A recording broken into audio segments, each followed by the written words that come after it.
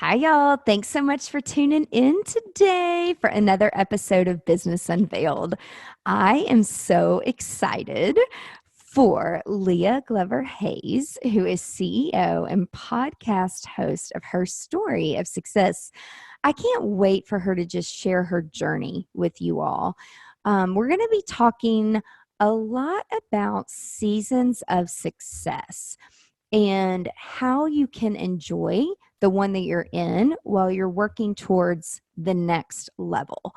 Because those of us who are in the creative space, or like in my previous crazy life of doing 250 weddings plus a year, I don't know what I was thinking. Your life just, you like plan your life out 18 months in advance for a lot of these things. And then you blink your eyes and you're like, oh my gosh, 20 years has gone by. How can I pivot and stop working so much? But you come accustomed to a certain lifestyle and a certain revenue, and how do you scale and how do you keep going? And it's really hard when you're trying to start something new while you're keeping the other thing going, and it's like you're doing two full-time things, which Leah is has been watching from afar for probably over a year now. Me and someone which is where I met Leah at Collective 615, an amazing co-working space for women.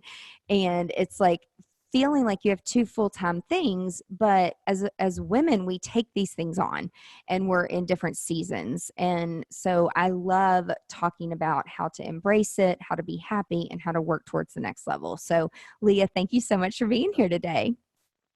Thanks for having me. I am super excited to join you in your Business Unveiled. I really know you more from your GSD, which is Get Shit Done, which I am very excited to talk about. I think most of us are always in that mode of like, I just want to get shit done. Yep. So thank you for having that. I love all that you do in coaching businesses and helping women succeed. So I'm honored to be with you today. Oh, that's awesome. Yeah, I'm all about GSD. And it's funny, people are like, why are you so crazy about that? I'm like, honestly, I didn't really understand in my 20s and early 30s, like how precious time was. And in the same year, like my dad and my sister got sick, and I'm like, oh, geez, like I really have to be strategic with my time. And is that a passion, or is this going to generate revenue? And that's where I really had to hunker down and teach myself, where I like to say yes to everything. You know what? I got a GSD. We got to get shit done. And we have to make sure that we're making good decisions so that we can free up our time to really spend our time. Because why do we work so freaking hard? It's like you can't buy your time back, but people are just work. So yeah.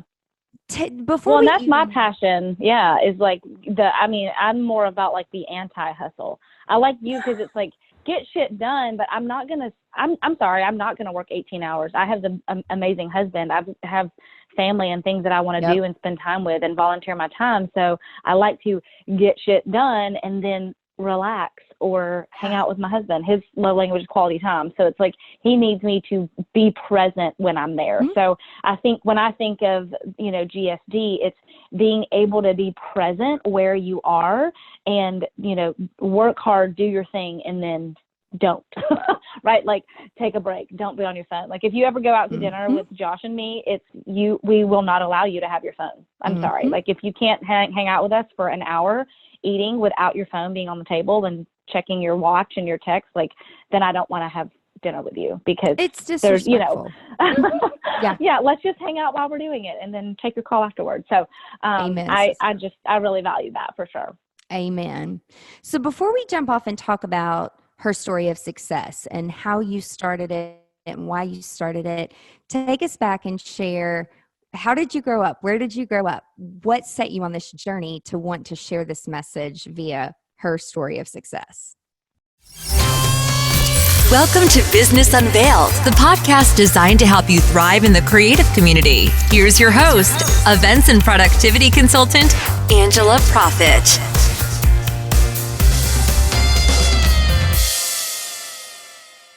What's up, GSD leaders? Thank you so much for tuning in to another episode of Business Unveiled, where we share expert tips and secrets from top creative industry professionals. You know, we're going to take you behind the scenes of our experiences, share with you what we've learned from them, and how it's made us stronger.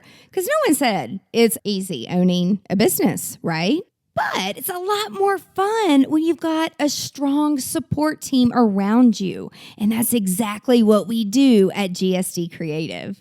We're right there by your side. And I'm so excited that you've chosen this podcast to take the first step in growing a productive, profitable, and successful, wildly successful business within the hospitality and creative industry.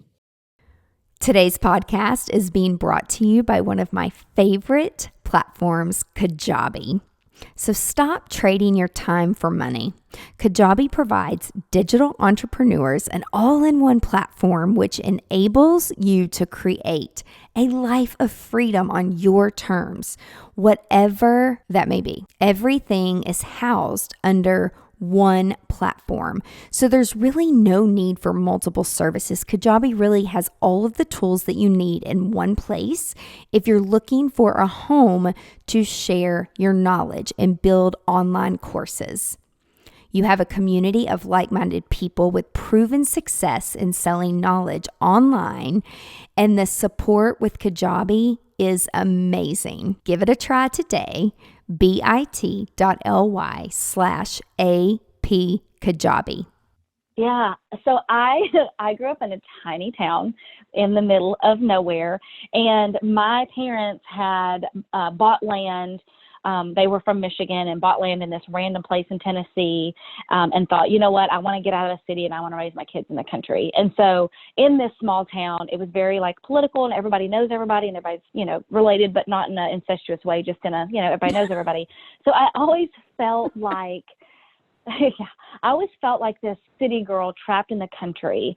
And I always felt like I was, I don't know if undervalued or underestimated is the right word. I'm 5'2". I didn't break 100 pounds until I was a senior in high school, but I played basketball. And so I always was this little bitty person that knew I was built for more. I'm like, there is something out there that is not here that I want to go find. I want to go experience it. I want to go do it. So I've kind of always been this like bigger than life person trapped in a tiny body. And I've been a big city girl trapped in Nowheresville, Tennessee. And so when I definitely hit a rebellious stage, out of high school, because I was still living at home going to college, and something in me knew if I kept doing what I was doing and being in this town, I just wasn't going to reach who I was. So I left Tennessee, moved in with some family that was still in Michigan, ended up becoming a flight attendant because, again, being from Nowheresville, I wanted to just experience life. I wanted to see what was out there, and became a flight attendant, and then ended up on my journeys, visited Chicago a couple times and fell in love with the city and was like, you know what, I'm going to move here. So I think at an early age, I've just been like, you know what, I'm going to go do that because I want to. And I'm not a jump all in kind of person. I dip the toe like, how's this water? And then once I realize like, I'm not going to die. Okay, I'll try it. Right. Like it's always that I always go to like, what's the worst that could happen? If I moved to Michigan and I fail and it's terrible, well, my parents still live here. I can come back and move with my parents. When I lived in Michigan and I wanted to move to Chicago, I was like, well, what's the worst thing that could happen? Okay, I moved there. I completely fail. I hate it. Okay, I can move back with my godparents, or I lived on my own. Like I can move back with my family if I get totally broke, or I can move back to Tennessee. Kind of like the worst thing that could happen is really not that bad. Right. Yeah. So that's kind of how I've lived my life, of like trying things. I'm like, well, what's the worst that could happen? And I listened to that on Tim Ferriss, that he talks about that, like going through the process of understanding, like, well, if you want to try something, what's the worst thing that could happen? And it helps you understand too, is this a risk that I'm willing to take, or is that worst thing that could happen actually so bad that I can't afford to take that risk? Does that make sense? Absolutely. Everything is a Yeah. risk So these days. 100%, and then when I was in Chicago and decided, I got my first like quote unquote real job. I worked for cars.com as an account manager, and I totally thrived. Like, I was one of the best ones. I won all kinds of awards, and it was awesome. And then I was like, oh, I'm kind of good at this business thing. Like, this is fun. And so then I was just like, oh, what's my next step? I'm always that person that's like, I've always been happy. Like, everyone that was like, I'm a very happy, joyful person, but I'm also like, okay, cool. Well, I got this far. How far can I go? What's next? Mm-hmm. And it's not that I'm not that person that's like always searching, desperate to find happiness. I'm that person that's like, no, I love where I am, but if I got here, like, how far can I go, and who else can I bring with me? Right? Yeah. Like, I'm not a like stand on a podium #1 champion by myself. I'm like, oh, I'm a team sport kind of girl, like, because I don't want to celebrate by myself. It's not so like, fun. Right. And I think that's why probably her story of success kind of happened, is that my whole life, it's like, I want to do well and I want to succeed, but I want other people to enjoy it too.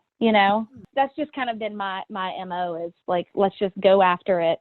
And I say that it sounds like I'm this like super confident person. However, during all of that, and we all suffer from different things, right? Like, we all have our little issues and our demons and whatever. But I have always suffered from like debilitating insecurity. So I think because I was a no one from Nowheresville, and I was tiny, and I was, always thought to not be able to do anything or achieve anything, it's been a battle, like, choosing who to listen to, right? Because sometimes the voice that's saying that you can't do it is also your voice. And sometimes your mind doesn't know, is someone else telling me that, or am I telling me that? And so I think the thing that's really helped me, by the grace of God, is I think in every pivotal point in my life, I have had those people around me that truly believed in me. You're always going to have the naysayers, and it's not that I look at naysayers and I'm like, oh my gosh, they're right. It's that what is it? I can't remember who it was. It was like, you can't covet what you can't see. Mm-hmm. And so because I had never seen anybody like me be successful, because I'd never seen anybody in my family achieve success in business, because I'd never seen it, I didn't think that I could. Because I'm like, well, who am I? I'm a no one from Nowheresville. I didn't go to, I went to college for a semester and a half. I'm a quitter. So I labeled myself all of these things of like, I'm a quitter, I'm, a nobody, and like, who am I? I didn't go to college. I was only a flight attendant. Who am I to think that I can be successful in business? But then I'm like, well, I'm also resourceful. I'm like, well, let me see if I can just get that interview, because it says you have to have a college degree. But I'm like, well, let me see if I can get the interview. And then if I get the interview, I was like, well, let me use all of the things that I learned as a flight attendant, having to be responsible and all of the things that I learned about, having authority and, being responsible, and, people are trusting you with their lives, and taking that responsibility as a young person. I just use the experiences I had in my life to kind of stand on a platform of confidence that I had to build for myself, right? Like, how did I'm you going to have do to make this? shifts. Like, how did you reframe your mindset? I think it's honestly, my faith is the one thing. Like, I believe that Jesus died for me. And when I read that he came to give us life more abundant, I chose to believe that for myself. That if I've done all the things that I've done, if I believe he's brought me to it, then I had this vision of like, well, if you brought me here and you allowed me to do these things, I believe also that you have a plan for me, because you say that you're a light unto my feet and a lamp unto my path. That just because I don't know that next step and I can't see it, I'm going to believe that you're guiding me to it. And I'm going to believe that you chose me for a reason, That's and that amazing. if you chose, Moses was, he stuttered. He wasn't a good speaker. And if you chose him to lead people out of Egypt, then I might not be equipped to do the things that I'm setting out to do, but you're going to equip me. Like, he equips the called. Does that make sense? Yeah. And also, like, sometimes it's like, Lord, I need someone that's a human being on earth to believe in me, and he'll send me a friend, or he'll send me somebody that's like, that tells me like, hey, you are amazing. You can do these things. Like I had a godmother that believed in me and said, Leah, you've come from nothing and you've built to where you are. Like you can go do anything that you want to do. So it's being able to surround yourself with people that believe in you. And I've had to end a lot of relationships, not because maybe they were mean, but they were toxic. And I could tell that I felt bad when I was around them. So I didn't do this whole like breakup, like, hey, you're a toxic person and I don't feel that you're beneficial for me anymore. I didn't do that. It was just more of those like, you know, I just stopped hanging out with that person as much and really said, okay, I think someone, and I listen to podcasts, I read books. Like I've done a lot of self-help, and I've invested my time and I've invested energy and I've invested my heart into, let me find other people that I admire and figure out their stories. Like Oprah Winfrey, like everyone knows her as a successful person, but if you really look at what she did, like she came from nothing and she chose to believe in herself. And I was like, you know what? I'm going to choose to believe in myself, even when I don't feel like I'm capable. Like, why not me? Like, why not me? If Oprah did it, why can't I do it? Right? I love it. So she's kind of my guiding light. I'm like, if Oprah can do it, I can do it. Right. She's amazing. And she just surrounded herself and she chose to believe in herself. I love it. So how did you get the podcast going? Like, how did you, because I feel like every day, just about, or maybe even every other day, it's like I'm around people and they're like, I want to start a podcast, or like, how much time does it really take to have a podcast? And what do you have to do? And so how did you find the way? And I'm going to do this. Great question. Yes. So I'm a firm believer in utilizing your resources and understanding what you have and what you need. So why I wanted to start a podcast is because I love to talk. It's a gifting that God gave me. I always got talked too much. I mean, I got in trouble growing up. Like, she gets done with her homework and then she wants to talk to everybody else. So like my teachers would always give me like special projects. But when podcasting started becoming a thing, and so at the same time, I'm trying to get better. I'm like wanting to be a successful business person. I'm reading all these books. And by the way, reading a book takes a long time. And I realized that like, reading nonfiction books for me, it takes me longer. So I did start listening to podcasts. And so for me, I'm on this journey of like, I want to grow. I want to be the best version of myself. I knew I wanted to start a company that empowered women and helped women succeed, but I didn't know what that looked like. So I started listening to podcasts, and I'm listening to, you know, NPR, How I Built This. And I listened to Leadership with Ken Coleman. And I was listening to, you know, Tony Robbins and Tim Ferriss. And they were all great and wonderful. And there was a couple of podcasts that were women interviewing women, but when I started Her Story of Success, there really wasn't that many. And honestly, like I didn't really love them. And so I was like, you know what, I'm going to start my own. I think I want to start my own podcast. And so I started looking into it, and I was like, oh my God, there is so much involved with starting a podcast. And I was like, I don't know about this. And by the grace of the good Lord, the woman that I met with and said, hey, I want to do this, and she decided to be my partner, she met a guy named Clark Buckner who has relationary marketing. Well, they do podcasts for companies.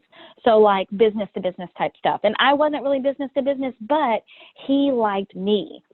And so when we sat down with him, we were like, hey, can you help us like think through this podcast, how we can get started? So he started to give us like, you know, you can buy this microphone and get the software and all these things. And then I don't know if I asked him or if he offered to do the podcast for us. And at the time, you know, I had a lot more money than I had time because I had a full-time job.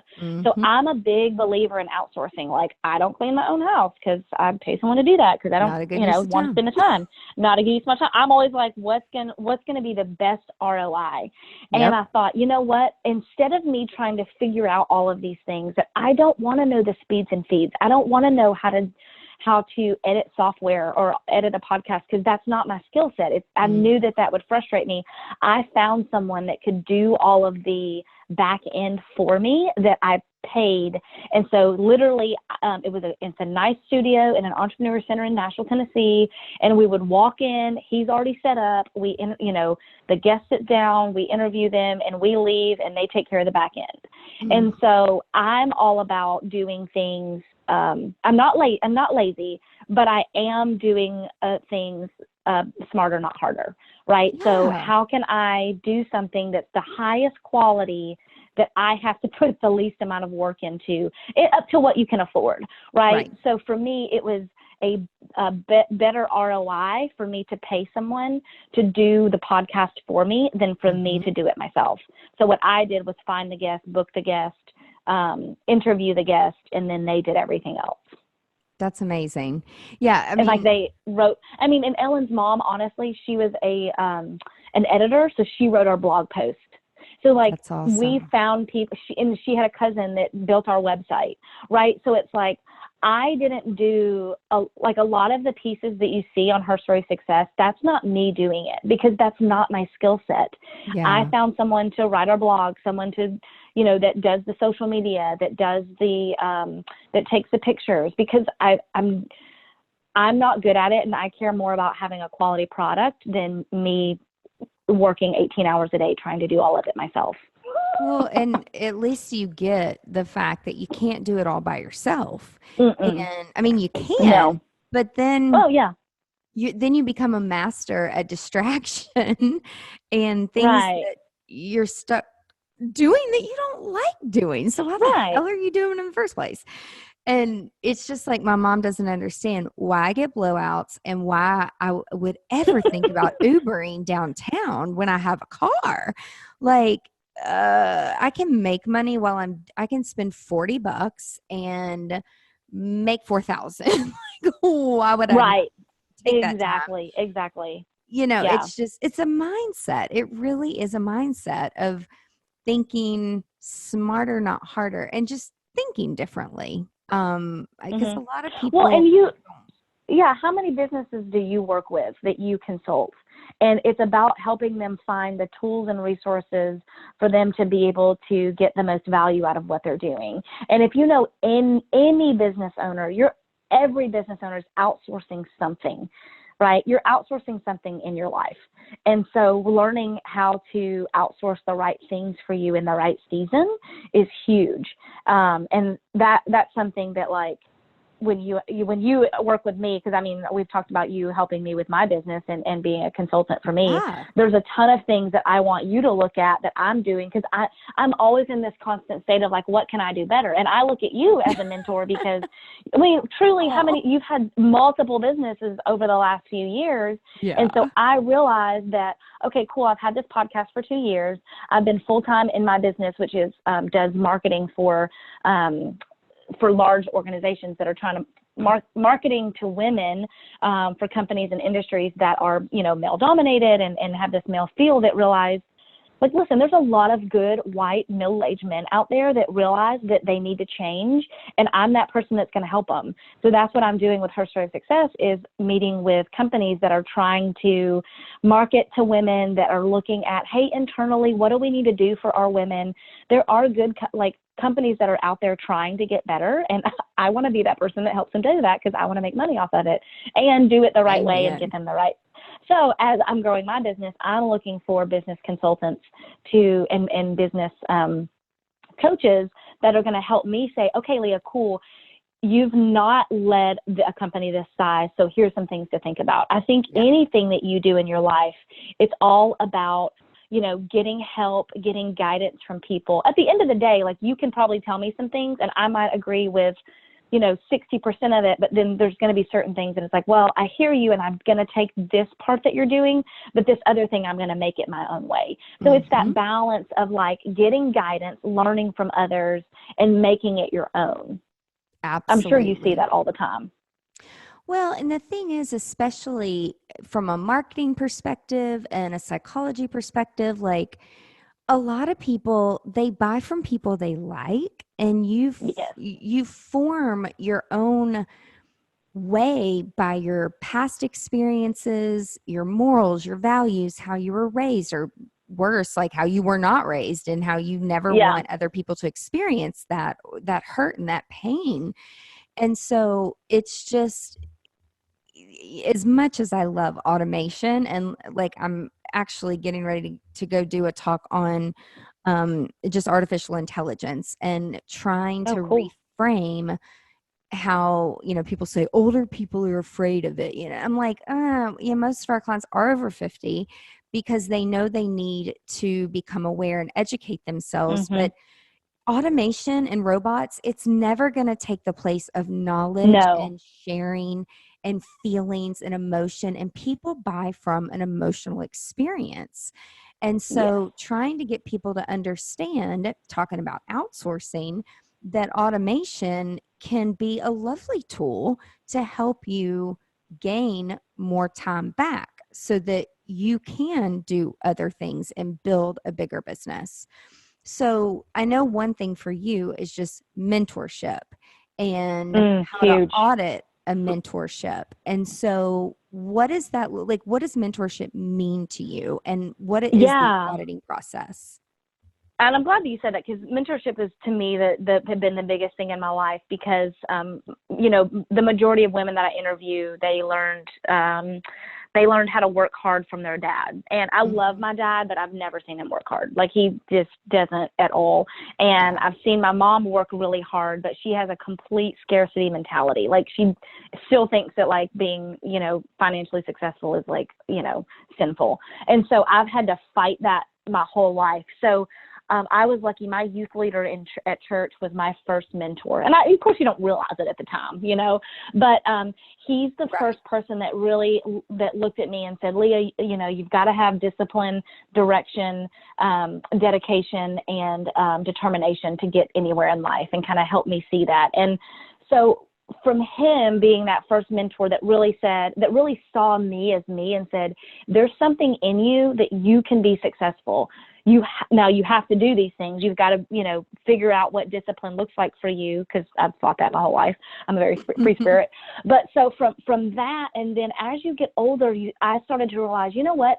Mentorship is not just an older person that's done what I'm trying to do that's giving me advice. That's traditional mentorship. That is great and that is important. But what I really started to realize is passive mentorship is one of the most important things in a person's life. And this is what I encourage people to audit all the time. One of my mentors, Diana Sumter, who is, I used to sell Mary Kay, and she was my national sales director. Aww. Best leadership program ever. People that hate network marketing, oh my God, do it for a year, and the leadership that you learn out of it is incredible. But anyway, she used to always tell me if I wasn't doing well, or I wasn't hitting my goals. She's like, well, what are you listening to? What are you reading? What are you consuming? What are you watching? And I was like, what? And she really helped me realize that what you watch on TV, what you read, what you listen to is going to determine who you become. Yep. So that's when I was listening to podcasts, reading business books. I don't watch television during the week.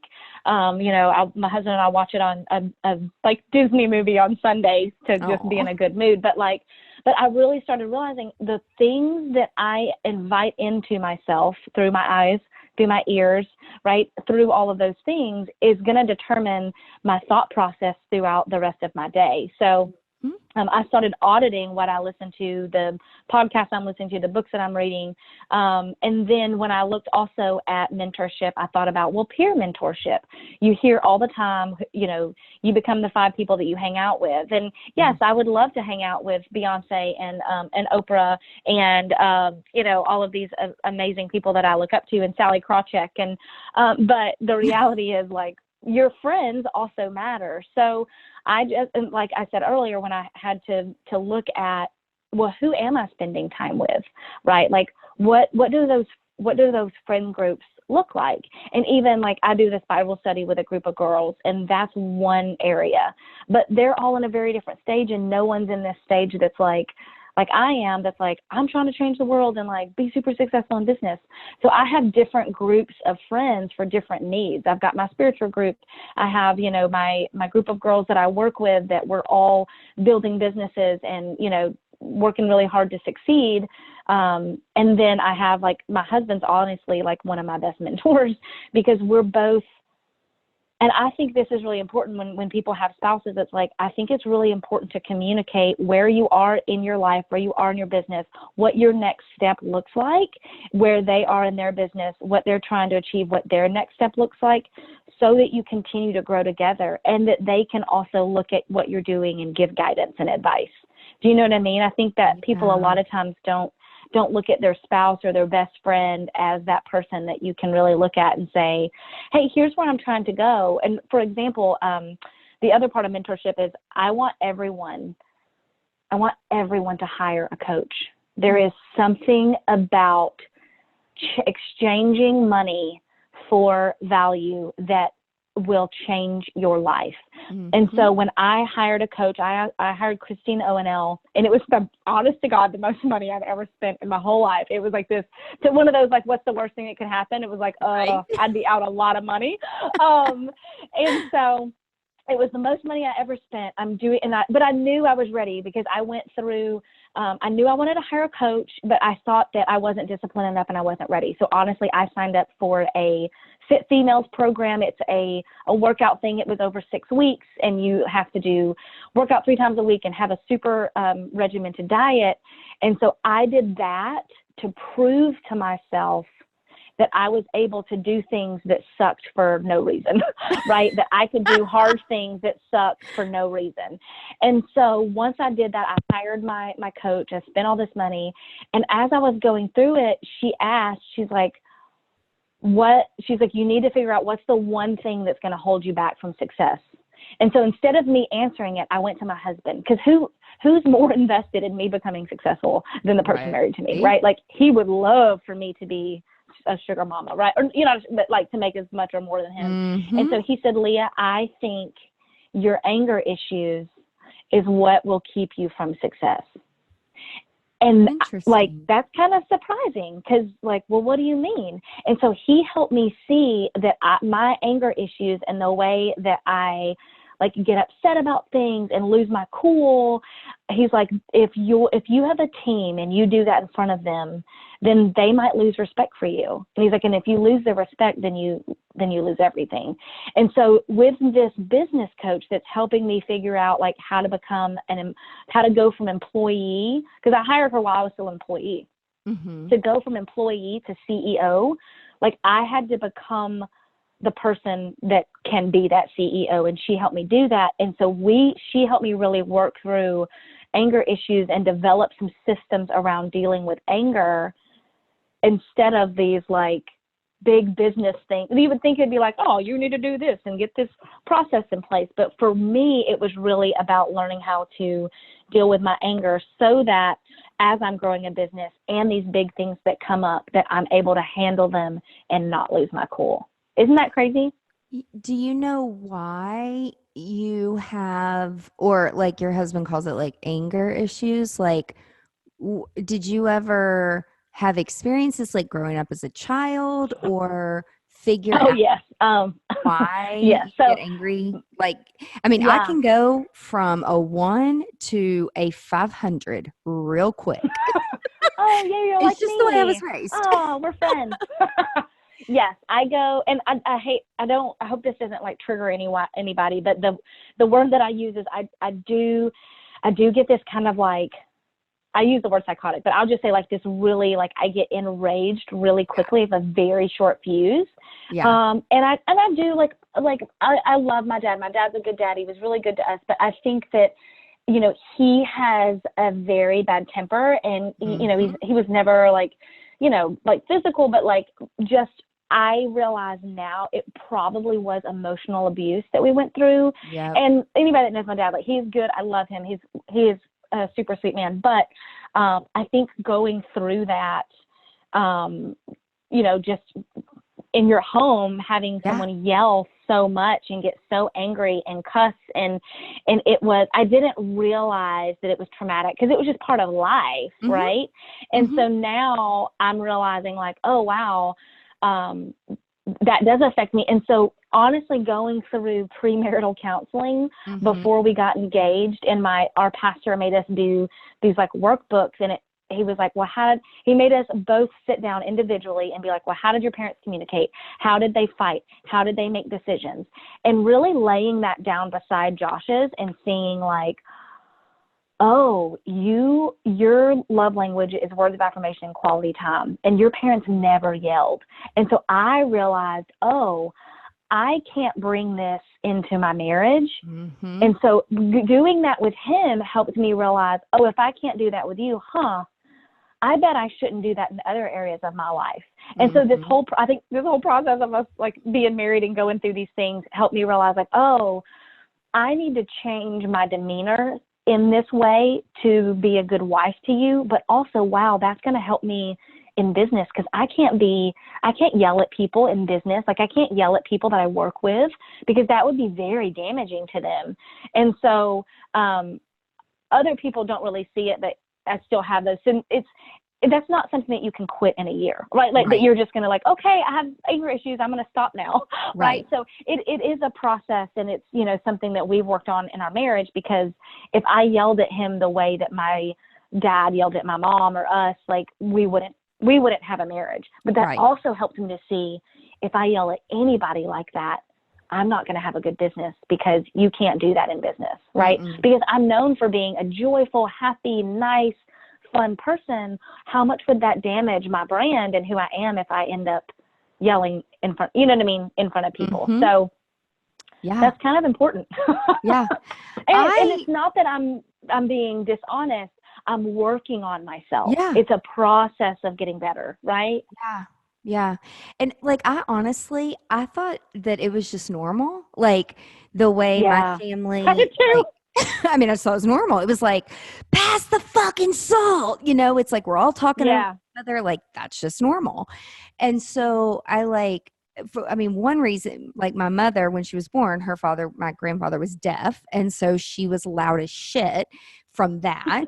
And growing up, he would just turn the hearing aids off. Like when she was born, he was old, like in his 60s.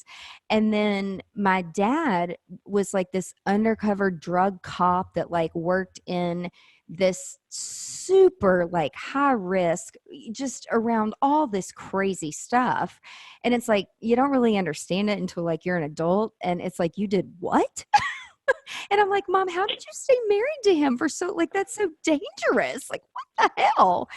And so, but you know, you just, as a kid, it's like Mom stayed home and raised us. Dad traveled, did well, and worked for the same company for 30 years. And so but I just thought it was normal. And then you go to college, and then you start to be around like your friends' families, and you go to dinner. And then I started planning weddings, and then I was around other families.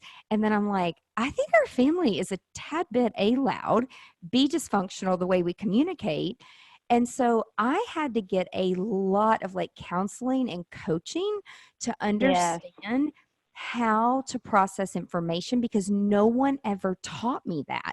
No one ever taught me how to communicate. And as a kid, I just knew the way that I knew. And my parents we just had this very sheltered life. Like, you know, but again, you don't know that till you get in the real world. Right. This isn't what I studied in college. These people are crazy. But you know, there's pros and cons to it. But when I was in mental health, and I thought that I was like starting my career, and I finally graduated, and that's when like everything, my world stopped, because I did not know how to be a good listener. I didn't know how to process that information. And it's like asking patients, like, do you want me to try to help you and offer you guidance? Which I'm 19, like they didn't listen to me. And so they looked at me like I was a kid, and I really was back then. I had no life experience to share. But that's what I went to school for. And so like doing all these different communication like methodologies, that's what made me totally geek out. And that's what like changed my whole mindset of understanding that I don't understand how to focus, how to process, how to communicate with different personalities. Like you could say one thing to this person on the left, and then you say the exact same thing to the person on the right. One laughs at you and one cusses you out. And it's like, how do you read these signals? You know, and that's when I was very young, I started to study. I was obsessed with like the brain and how it works and all the personalities. And now, you know, people are like, how are you so patient? How's everyone around you happy? And I'm like, you know, in my head, I don't really take them back to what you and I are discussing right now. It's like, well, I kind of grew up in a crazy family. You know, again, a great mother and father, but again, it just wasn't really normal of how we Right. communicated and screamed and yelled. And my sister's family still does it. Like, we call her house the zoo, and she's got 4 kids. It's like, I'm trying to potty train their brain on how to process information. Like, it's not okay to scream at each other and pull each other's hair. And it's literally like a zoo.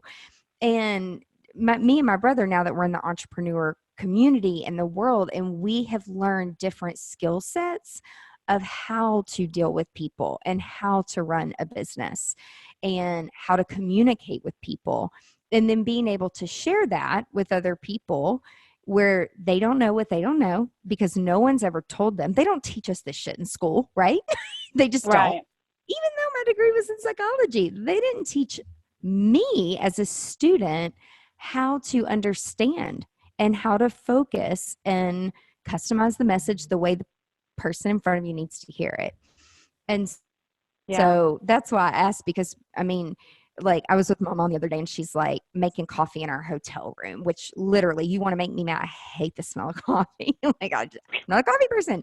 And I'm like, I wake up, I generally love to wake up happy, start the day, a new day, but I wake up to the smell of this disgusting hotel coffee. And I'm like, Mom, really? Hilarious. Like, these things. And, then she makes excuses, but I literally go 0 to 500 getting so mad. And I'm like, great, now I get to smell like coffee all day long. And now I have to wash my hair, And of course, it's all about me. But I'm like, you're in my hotel room. So it's just, but there's no reason to let it ruin your day. And the old Right. Oh, yeah. up, like, if she did that to my dad, he would not speak to her for 2 days. I am not even shitting you. Like, and Oh, wow. okay, I'm going to say it one more time. Please don't ever do that again. This is now the second time this has happened. It's worse than cooking fish in my house that I'm highly allergic to. So please don't do it. And we're going to forget about it, and we're going to move on, and we're going to have a great day. And so I've learned to, like, let that anger go, that it's not worth ruining a day. I mean, Right. Oh, life no. is too short. So yeah, I could write a whole book on just like I love it. communication and anger and how to process Oh, it's it. huge. It's so important. It's so important. Maybe I'll interview you for my book. Yeah, I mean, it's so important. And then just thank you for, like, sharing with us about how you went from, Oh, like, absolutely. self-doubt and also something that a lot of women do, we overcommit because we say yes to everything. So how have you overcome overcommitting? What have you practiced to get you there? And that's a process. I definitely have started saying, I've started telling people, like, hey, I just tell them, like, I'm not going to commit to this because I tend to overcommit. Or honestly, I have just canceled things because I'm like, I have overcommitted and I have to let that go. Because I think one thing that we forget is sometimes when you, like, let's say you book a meeting with somebody and you're like, man, I have double booked this, or something else come up, and we have so much guilt around canceling. I'll tell you, Angela, so often, either if I cancel on somebody or they cancel on me, it ends up being better for both parties. Mm-hmm. I think we have to, like, let go of this trying to please everyone and really do what's best for everyone in the room. Because if you do something just because you said you would, you're going to be resentful. You're not going to be present with the meeting that's there because you're thinking about the 5,000 things that you have to do. And so I would rather someone not meet with me and cancel on me than be completely distracted and do it only because they said that they would. Does that make sense? So I Totally. let go of the guilt that I place on myself for, canceling if I need to, but also like I've just stopped saying yes to things. I'm like, that does sound great. I mean, I get things all the time that Her Story Success should be a part of, and I was like, that sounds like a great thing. I can't be everywhere, and I've already made too many commitments. Like, there's 3 things right now that I'm supposed to be in the same week, and I'm like, you have to make a decision what's best for you, where you're going, and what you're going to be able to give of yourself. Because you do have to be selfish. I was a flight attendant. You absolutely have to put your mask on first. And also, like, let's say somebody gets out of their seat and it's, a kid. I'm not going to get out of my seat to go save them, because guess what's going to happen? I'm going to get hurt, and then I can't save the hundreds of other people. You have to take care of yourself so that you can help others. You have to take care of yourself so that you can do your job. Does that make sense? You have to take care of yourself so that you can fulfill the impact that you want to have in this world.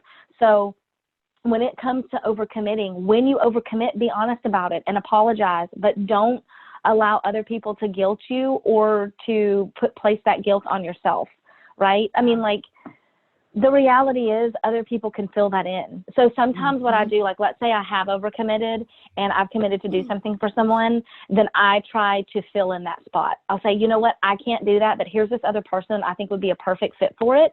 I've just interviewed, and I introduce them to say, hey, can you do this? And just trust that, like, it's all going to work out. I think that that's part of it. And the one other thing I did want to mention was this kind of the concept of seasons of success. Like, one thing that I've noticed, not just for myself, but other women that I interview, think about this as a woman. Think about who you were when you were 15, who you were when you were 20, who you were when you were 25, who you were when you were 30, who you are when you're 35. Like, even every 5 years you change. And so if you change as a woman, as a person, as, especially if you're like a mom or get married or any of those things, you're different. And so guess what? Success is going to look different in those seasons. I think that we forget our version, our definition of success today. It's okay if it's different than last year. It's okay if it's different. And I think that when we think, and I purposely use the word success in my company name, because success should be something that you're currently living in. I get so disheartened when people explain success as something they're striving for, because why would you not be living in success? Are you not proud of how far you've come? No matter what it is, like, even if you're in a valley that's really hard, be proud that you're like, you know what, I'm in this valley and it super sucks and there's something I want to get out of, but you know what? I got myself here. I can get myself out. I have had success in the past. I think being able to makeshift your own success or your own confidence, like I did, and like, okay, well, right now it might just be a box. I want to stand on a mountain one day, but all I have is this, milk crate that I carried with me. So whatever it is, you've got to step on that thing to get to the next level. And success is something that we should live in and work towards. It shouldn't just be something we work towards, because to me, if you're not happy, and I don't mean like, if you're not content with who you are and where you are today, it doesn't matter what you strive for, you're never going to find it, because it's always going to elude you. And so I really focus on, like, even, like with Her Story of Success today, like, people are like, oh, you're killing it, you're doing so great. And I definitely can see where I want to go. And I can fall into that trap of like, oh, but I'm not there yet. And then I sit down, and then my husband looks at me and he's like, with this confused look on his face. And he's like, Leah, you created something from nothing.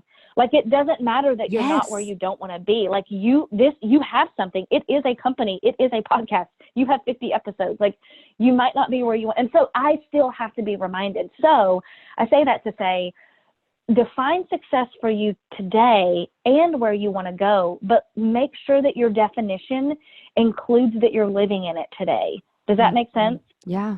And appreciate where you are. And the other thing is, if you're single, like, have girlfriends that pump you up. If you're married and your husband sucks, have girlfriends that pump you up. No, because listen, I'm very fortunate.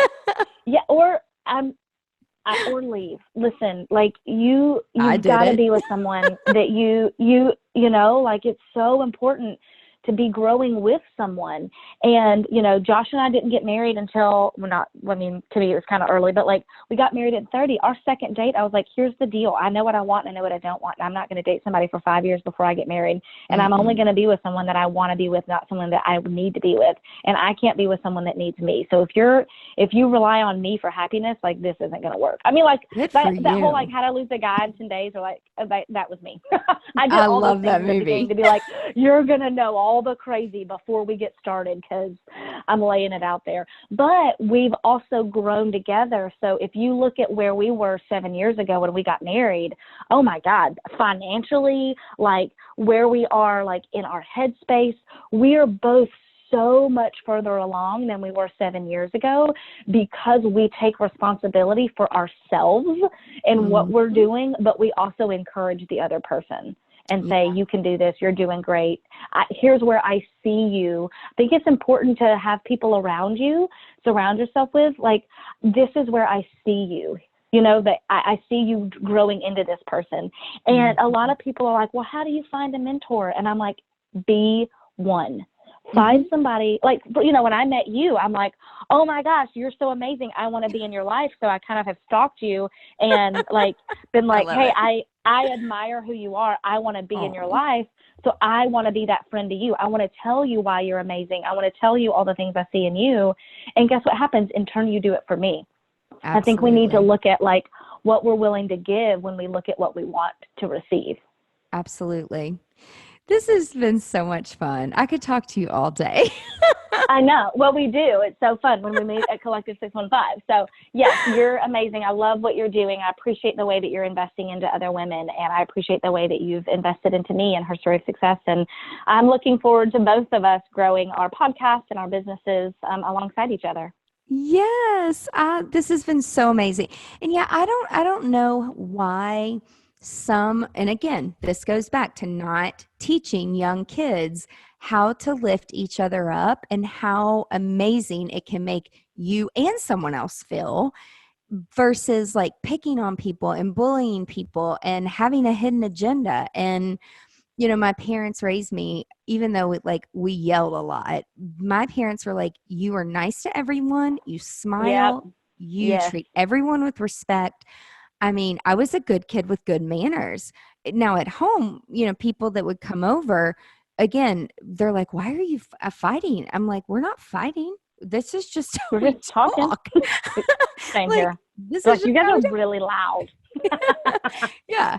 And so it's just like, I don't mean to be loud, but like whenever, like when we did the grand opening and Kathy's like, you're so loud.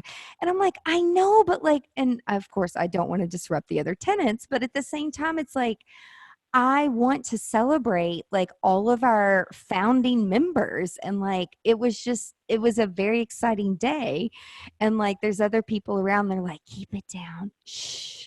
I'm like, but can we not celebrate for like 10 minutes? Like, no one's going to die, you know? But we're all going to get our shit done. Yeah.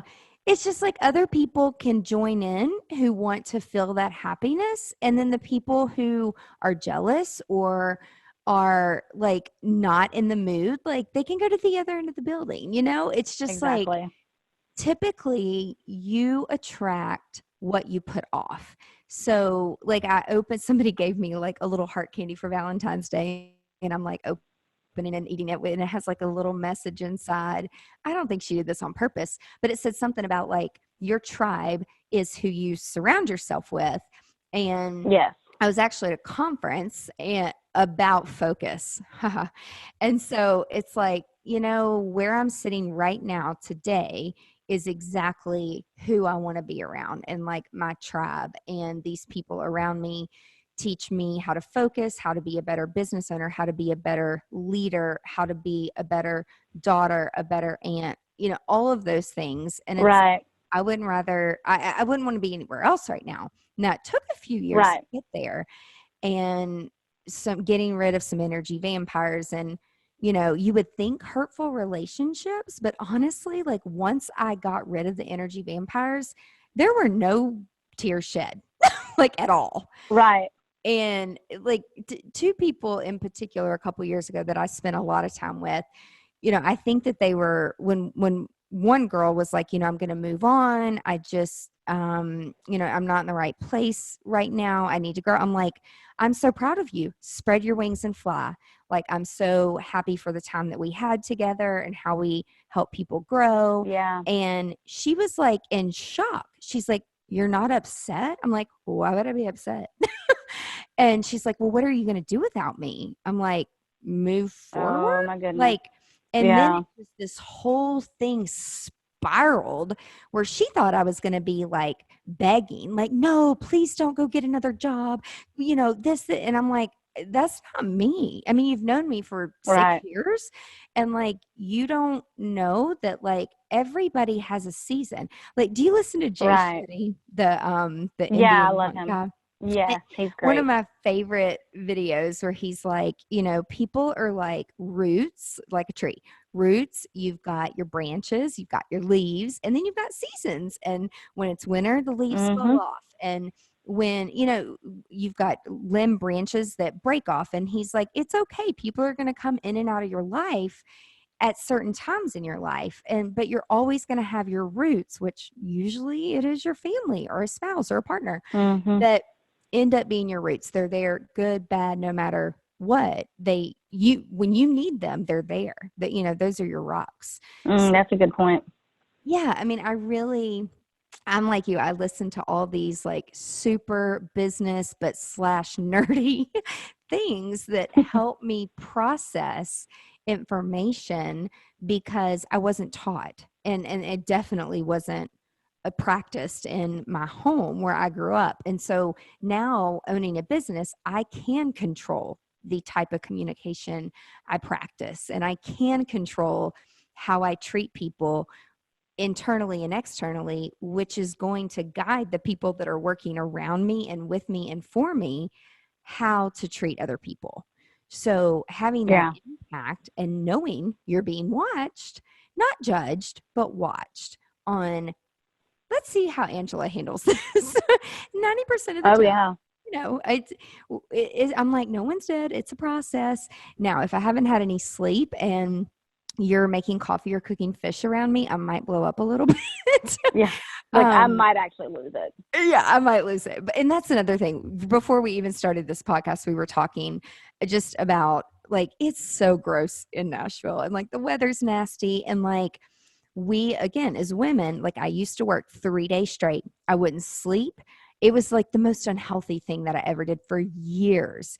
And now it's like setting boundaries and saying, and you even said it earlier, like when my body shuts down, I listen, and I've learned to listen. And Mhm. in interviews, people are like, what would you tell your 20-something-year-old self? What would I don't know if you get those questions, but it's like, I would actually tell myself to set boundaries and sleep. I know, I'm like, oh, I can sleep when I'm dead. Like, I feel like I'm wasting so much time. There's so much I want to do. But when you find your purpose and you find your why and you focus on those specific things and you say no to everything else, you actually have time to sleep 8 hours Yeah. and sleep well. Yep. So that's just something Yeah. that is important. It's really important from a health standpoint. And like you said, you got to take care of you before you take care of anybody else. So Mhm. I love it. You're awesome. we can leave on that note because I could just talk to you forever and ever and ever.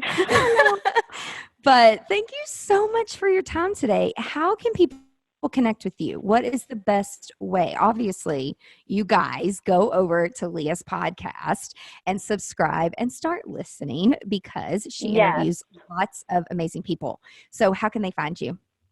Yeah. So pretty much all socials are at Her Story of Success, and our website is Her Story of Success. And we're on LinkedIn and Instagram, and definitely anywhere you view podcasts. So we're big on Apple, Stitcher, and all the basics. Awesome. Well, everyone, thank you so much for your time today. Lots and lots of good takeaways and nuggets from today, especially from this episode. So just make sure that you take time for yourself and you identify your priorities. And be sure to tune in next Absolutely. week for another episode. Leah, thank you so much for today. Bye, y'all. Now that you have all the tools you need to conquer the world in GSD, just share this with your friends and your fellow GSD leaders. And be sure you're a subscriber so you never miss the juicy details of Business Unveiled. And you can ask Siri to listen to the latest episode, but you got to be a subscriber. Before I go, I have a huge favor to ask, and it would mean the world to me. While you're listening, snap a quick screenshot, post it to your Instagram story, tag me at GSD Leader and share with me your top takeaway from this episode and how it relates to you. Until next time, remember, stay productive and profitable. You've been listening to Business Unveiled with Angela Profit. Join us next time as we share our experiences to help you be more productive and profitable in your creative business. For more great resources, visit angelaprofit.com.